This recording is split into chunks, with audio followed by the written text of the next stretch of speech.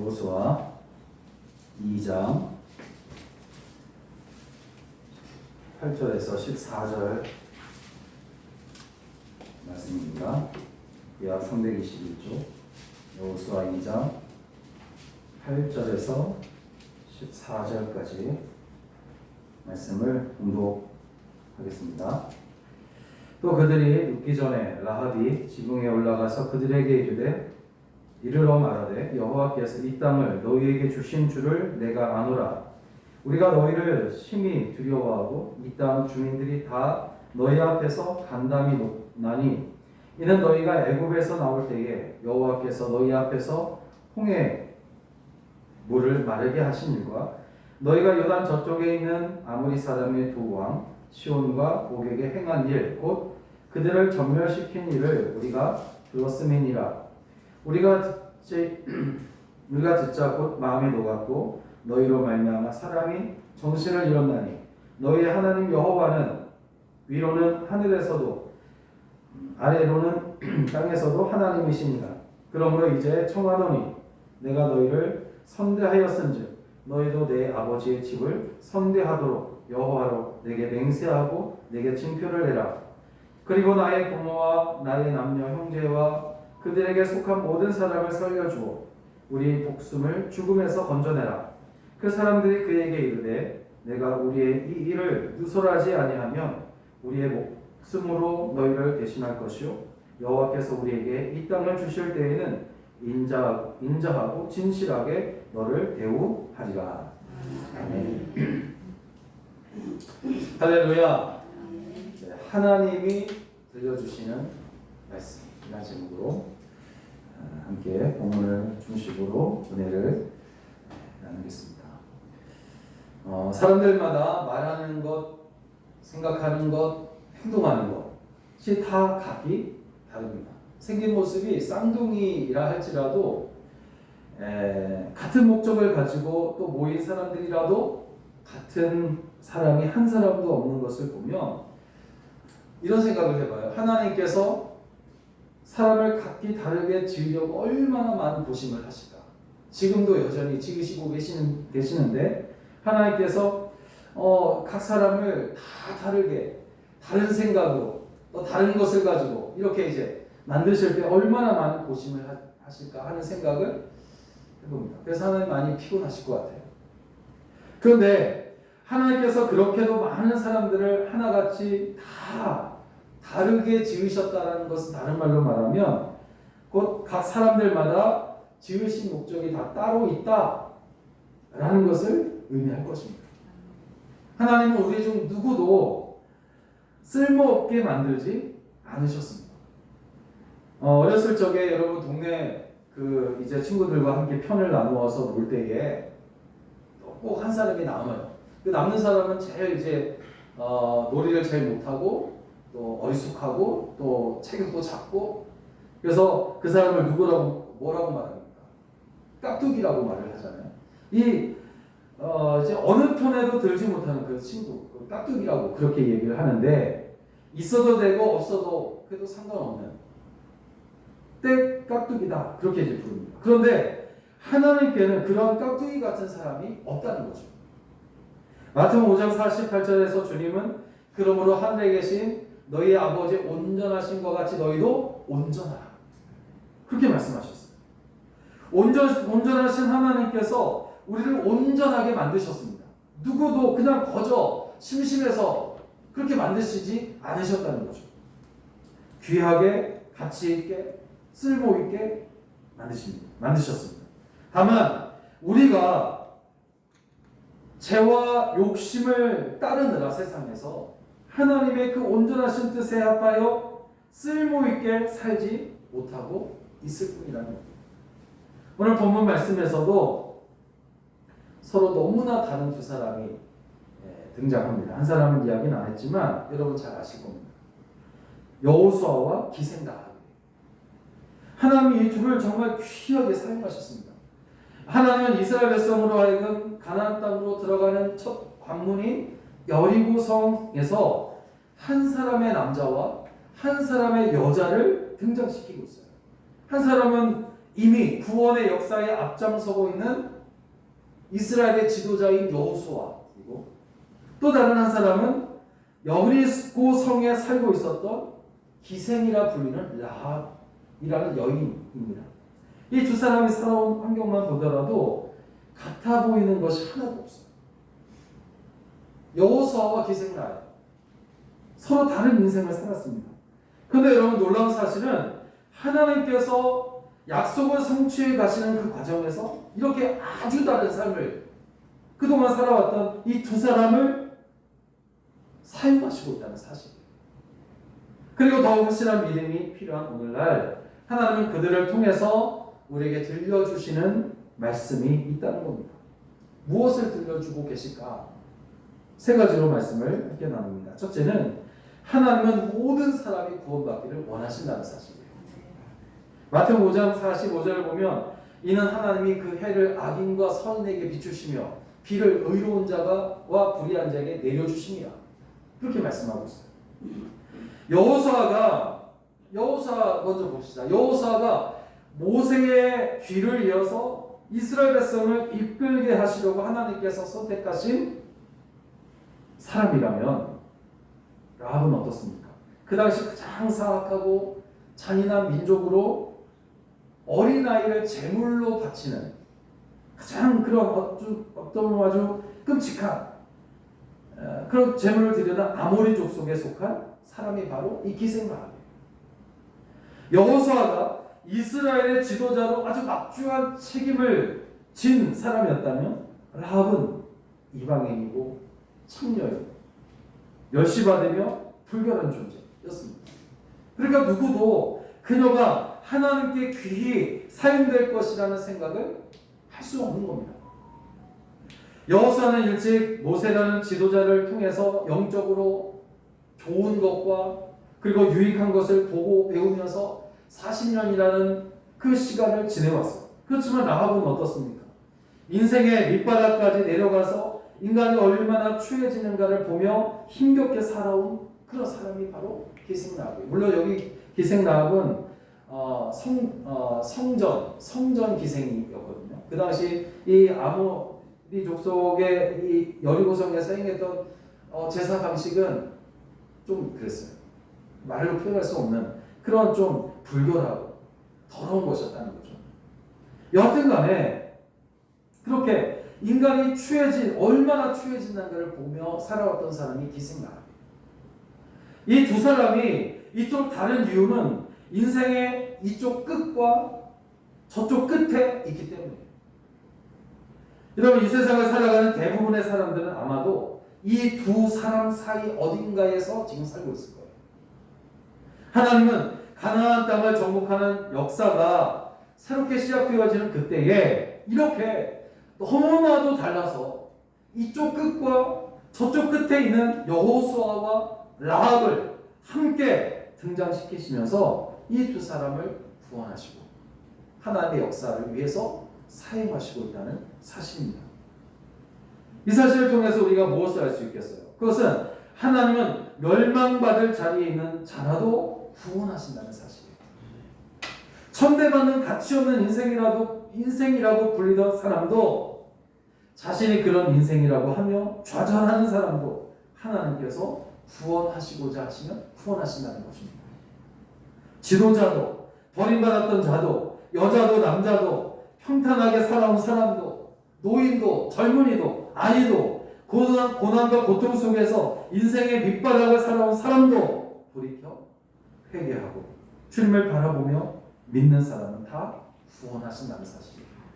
이것이 바로 하나님께서 오늘 우리에게 들려주시려는 첫 번째 말씀입니다. 그런데 여러분, 구원하시는 것만이 아닙니다. 하나님의 자녀가 되는 권세까지 주신다고 약속하고 있어요. 요한복음 1장 12절에 영접하는 자, 곧 그 이름을 믿는 자들에게는 하나님의 자녀가 되는 권세를 주신다고 했습니다. 여러분, 여호수아는 하나님의 역사를 앞장서서 이루어가는 사람으로 하나님께서 사용하십니다. 그리고 라합은 기생이요 이방인으로서 드러나지 않는 존재였지만 메시아의 족보에 오르는 영광을 그가 얻어요. 가장 존귀하고 아름답게 쓰임받은 인생이 된 겁니다. 이 하나님의 사랑이 구원의 원칙이 있기에 바로 우리를 구원하여 하나님의 자녀가 되게 한 줄로 믿습니다. 여러분, 구원은 누구든지 믿는 자에게 거저 주어지는 은혜의 선물입니다. 그러나 여러분, 거저 주어졌다고 해서 결코 값싼 것이 아니잖아요. 예수 그리스도의 십자가 희생이 있었기 때문에 주님은 여러분 여호수아와 라합을 통해서 우리가 어떤 사람이든 어디에 있든 무엇을 하든 하나님의 구원의 백성이며 자녀임을 말씀하고 계십니다. 내가 너를 사랑하여 죄에서 구원하려고 대신 죽었다라고 말씀하십니다. 이 구원의 은혜와 사랑으로 여러분 더 힘을 내어 살아가시기를 주의 이름으로 축원합니다. 두 번째로 무엇을 말씀하시냐면 우리가 이 세상에서 어떻게 살아야 할지를 말씀하고 있어요. 무엇을 가지고 살아야 되는가 하는 거죠. 여호수아와 라합은 겉으로는 공통점이 아무것도 없어 보이지만 하나님께서 그들을 사용하고자 하실 때 한 가지 같은 것이 등장합니다. 같은 것. 그것은 바로 하나님의 말씀 앞에 믿음으로 순종했다는 것이에요. 여러분, 인생의 이쪽 끝과 저쪽 끝에 있었던 여호수아와 라합 서로 맞는 것이 하나도 없고 같은 것이 하나도 없는데 하나님께서 사용하시고자 하시니까 그들에게 공통점이 생겨지기 시작해요. 바로 믿음으로 순종하는 거예요. 여러분, 만약 하나님께서 길을 가시다가 멈추시는 곳이 있다면 그것은 바로 믿음을 고백하는 자리가 될 것이고 그 믿음이 삶으로 이어지는 곳이 될 것입니다. 여러분, 여호수아는 지도자인 모세가 죽고 이스라엘을 이끌어야 하는 어떤 큰 부담감 때문에 두려웠어요.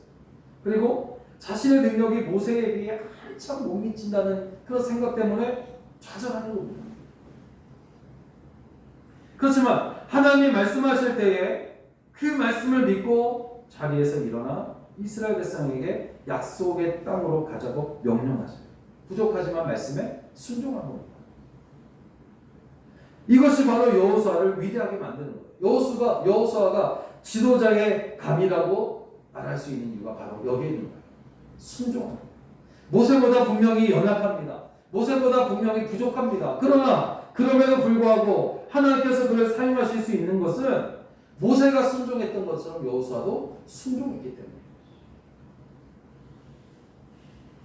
여러분, 오늘 두 사람 여호수아와 이 기생라 이 두 사람이 보여준 것은 두렵게 하는 환경과 좌절하는 순간에 불평과 원망하는 것이 아니라 차분히 말씀을 믿고 순종했다는 사실입니다.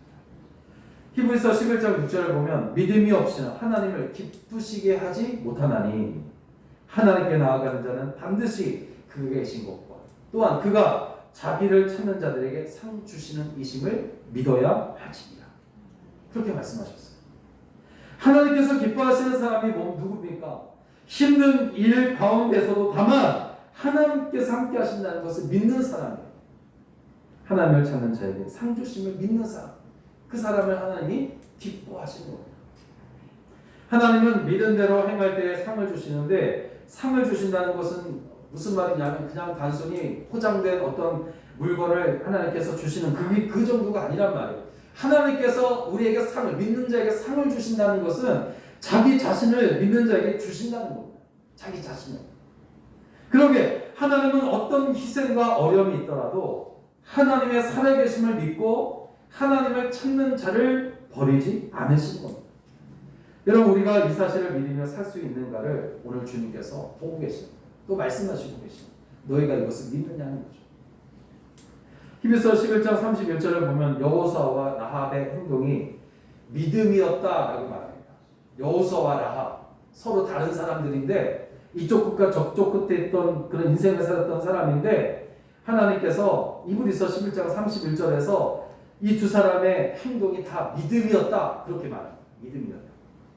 믿음으로 기생 라합은 정탐꾼을 평안히 영접하였으므로 순종하지 아니한 자와 함께 멸망하지 아니했다. 여러분, 두 사람의 행동은 모두가 어떤 행동을 할 수 있는 환경이 아니었단 말이에요. 그냥 숨어 있어야 되는 그런 상황입니다. 그렇지만 그들이 앞으로 나아가고 하나님의 말씀에 순종할 수 있었던 것은 하나님은 살아계십니다. 그분을 찾는 자에게 상 주시는 이심을 믿는 그 믿음이 그들에게 있었기 때문이라는 거죠. 여러분, 주님은 우리가 어떻게 살기를 원하실까?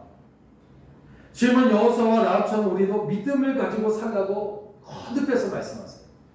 아마 매 주일마다, 아니 예배 때마다, 아니 말씀을 들을 때마다 이 믿음이라는 단어는 계속해서 나타납니다. 왜냐? 우리가 믿음을 가지고 살아가기를 원하시기 때문에. 하나님, 우리가 말씀 앞에 순종하는 믿음을 보기를 원하셔요. 그러므로 오늘 내가 말하고 선택하고 행동하는 모든 것이, 그것은 하나님이 이루어 오신 것이요, 또 주님은 돌이켜 회개하는 자를 죄와 허물로 다루지 아니하시고 주님의 그 긍휼하심과 자비와 은총으로 다루신다는 이런 믿음 갖기를 주의 이름으로 부탁을 드립니다. 이 믿음으로 여러분 힘내서 살아가게 되시기를 주의 이름으로 축원합니다. 또 마지막으로 하나님께서 우리에게 어떤 말씀을 들려주시냐면, 하나님이 구원과 또 축복의 주권자라고 말씀하십니다. 그것을 말씀해 주십니다. 여러분, 기생 라합이 순종하지 아니한 사람들과 같이 멸망당하지 않았던 이유는 여호수아가 여리고성에 정탐꾼 2명을 보낸 일과 그들이 그곳에서 들켜가지고 신분을 들켜서 급하게 라합의 집에 숨어 들어간 일 때문에 일어난 일이었어요. 하나님이 정탐꾼으로 하여금 여리고성의 수많은 사람들 가운데 하필이면 라합을 만나게 하셨고, 라합이 그들에게 신앙 고백을 하게 하셨을 뿐만 아니라 그로 인하여 심판의 때 라합과 그녀의 가족을 구원하십니다. 이스라엘은 40년 전에 12명의 정탐꾼들을 보내서 실패한 아픔을 가지고 있었어요. 그것 때문에 40년을 광야에서 산 것입니다. 그리고 이제 여리고성에 들어간 거예요. 지혜로운 지도자는 실패한 방법을 다시 사용하지 않습니다. 그리고 믿음을 가지고 나아간다면 정탐꾼이 또 무슨 필요가 있겠어요? 말씀만 붙들고 나아가면 되는 겁니다. 그럼에도 불구하고 여호수아가 여리고성에 정탐꾼을 보낸 중요한 이유 중에 하나는 라합의 고백을 듣게 하시고 라합을 향한 하나님의 계획을 이스라엘 백성에게 알리시는 하나님의 뜻이었다라고 말할 수밖에 없어요. 여러분, 또 이방 여인으로서 메시아의 족보에 오르는 이런 놀라운 축복을 통해서 주님이 믿음의 삶을 사는 주의 자녀를 어떻게 존귀하고 복되게 하는지 보여주시기 위해서 계획하신 일이라고 믿습니다. 요한복음 4장 4절을 보면 예수님이 유대를 떠나서 이제 갈릴리로 가는데, 여러분 그 당시 유대 사람들은 유대에서 갈릴리로 갈 때, 또 갈릴리에서 유대로 올 때 그 중간에 있는 사마리아 땅을 거치지 않았어요. 그 불결한 땅이고 정말 하나님께서 버리신 민족이기 때문에 그 땅을 저주하고 그 사람들을 저주해서 갈릴리에서 유다로 올 때, 유대에서 갈릴리로 갈 때 그 길을 돌아서 갔단 말이에요. 돌아서. 그런데 예수님은 뭐라고 말씀하시냐면 요한복음 4장 4절 사마리아를 통과하여야 하겠는지라, 주께서 그렇게 말씀하셨어요. 그러니까 예수님은 자신이 해야 할 일 때문에 유대인들이 돌아다니는 길을 의도적으로 지나가시겠다고 그렇게 말씀하고 있어요. 의도적으로. 뭐 때문에 그렇습니까? 우물가에서 한 여인을 만났고 그 여인을 구원하시기 위해서 그렇게 하신 것입니다. 하나님은 지금도 모든 것을 합하여 선한 일을 하시는 분이신 줄로 믿습니다. 비록 지금 복잡해 보이는 여러 가지 상황들을 볼 때 답답해요. 자연재해가 사람들의 삶을 얼마나 고통스럽게 하고 있는지 몰라요. 코로나는 이미 만연된 우리의 고통이에요. 복잡합니다. 이런 여러 상황들을 볼 때 답답하지만 그럼에도 주님은 이때에 우리가 믿음 안에서 성숙해지기를 원하시는 겁니다. 더욱 든든히 서는 자들이 되기를 원하신다는 거죠. 오늘 여러분, 우리의 삶에는 이해하지 못하는 일들이 너무나 많이 발생합니다. 물론 여러분, 그것들 대부분이 갈등과 오해가 쌓여서 생겨난 일일 것이에요. 우리가 어느 단체에 속해 있고 또 어느 회사에서 어떤 직장에서 일하게 될 때 그곳에는 항상 갈등과 오해가 있습니다. 왜냐하면 사람들을 만나기 때문이에요. 그러나 여러분 가장 큰 문제는 뭐냐면 그때마다 우리의 믿음이 작아진다는 거예요. 불평과 원망하는 것으로 인해서. 그리고 약해지는 겁니다. 우리가 당하는 일 자체보다 왜 나에게 이러한 일이 일어났는지 하면서 당한 일을 해석하는 과정이 훨씬 더 고통스럽게 느껴진다는 거죠. 오늘 우리뿐 아니라 이스라엘 백성도 이해할 수 없는 일이 있었습니다. 그것은 우리를 이렇게 사랑하고 우리를 귀하게 여기시는데 왜 하나님이 어떻게 이 광야에서 모든 아픔과 괴로움을 겪게 하시는가? 이해할 수 없는 하나님이었을 것이에요. 그런데 광야에서 이제 40년을 살게 된 이유, 살게 하신 이유를 모세는 백성들에게 아주 명쾌하게 전하고 있습니다. 신명기 8장 2절을 보면 내 하나님 여호와께서 이 40년 동안에 내게 광야길을 걷게 하신 것을 기억하라. 이는 너를 낮추며 너를 시험하사 내 마음이 어떠한지 그 명령을 지키는지 지키지 아니하는지 알려 하십니다. 하나님이 시작하시고 일으키시고 간섭하신 일이라는 그런 뜻입니다. 그 이유는 신명기 8장 16절에 왜 이러한 시험을 하시느냐? 신명기 8장 16절에 말씀하세요. 내 조상들도 알지 못하던 만나를 광야에서 내게 먹이셨나니 이는 다 너를 낮추시며 너를 시험하사 마침내 내게 복을 주려 하시면입니다. 할렐루야. 결국에는 하나님께서 이번 일들을 하신 이유가 뭡니까? 복을 주시기 위해서다.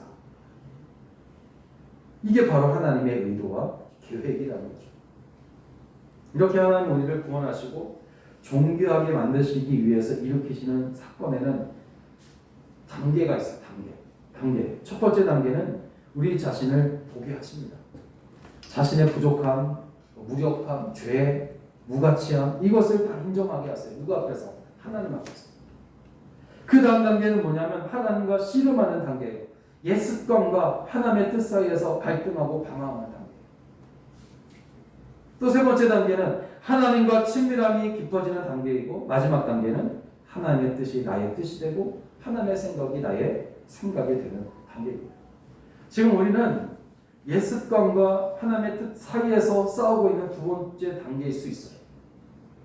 앞으로 하나님과 더욱 친밀해질 뿐 아니라 주님의 뜻을 깨닫고 기뻐하게 되시기를 주의 이름으로 축원합니다. 사랑하는 여러분, 하나님은 누구든지 주의 이름을 부르는 자를 구원하십니다. 더 나아가서 우리 주님은 어떤 열악한 환경에서도 주님을 믿고 말씀을 따라 사는 사람들을 어떻게 보호하고 인도하시는지를 이 여호수아와 기생 라합을 통해서 보여주십니다. 오늘 우리의 말과 우리의 행동이 믿음의 결과물이 되어야 된다. 비록 어려움과 이해하지 못할 아픔의 삶 가운데 정결되기도 하겠지만 주님의 이름을 부르고 주님 안에 있을 때 우리를 축복하시는 우리 주님의 손길과 섭리를 깨닫게 될 것입니다. 지금 망할 수밖에 없는 자리에서 두려워할 수밖에 없는 일들이 전개되고 있을지라도 미래를 알 수 없는 어떤 캄캄한 절망의 밤을 우리가 붙는다 해도 결코 여러분 물러서지 않기를 바랍니다. 바로 왕의 강팍함과 홍해의 절망 또 마라의 쓴물 아말렉의 유혹과 고통은 하나님께서 일으키신 사건이었어요. 광야에서 이스라엘 백성들에게 복을 주시려고 일으킨 사건이었어요. 이것은 이스라엘 백성에게 절망이 될 수 있었고 두려움이 될 수 있었을 것입니다. 그렇지만 동시에 하나님의 사랑과 능력의 손길을 체험하고 진정으로 복받는 존재가 되어가는 과정이었다는 거죠. 물론 우리 주님은 믿음을 따라 사는 사람을 축복하시고 모든 어려운 상황에서 구원하십니다.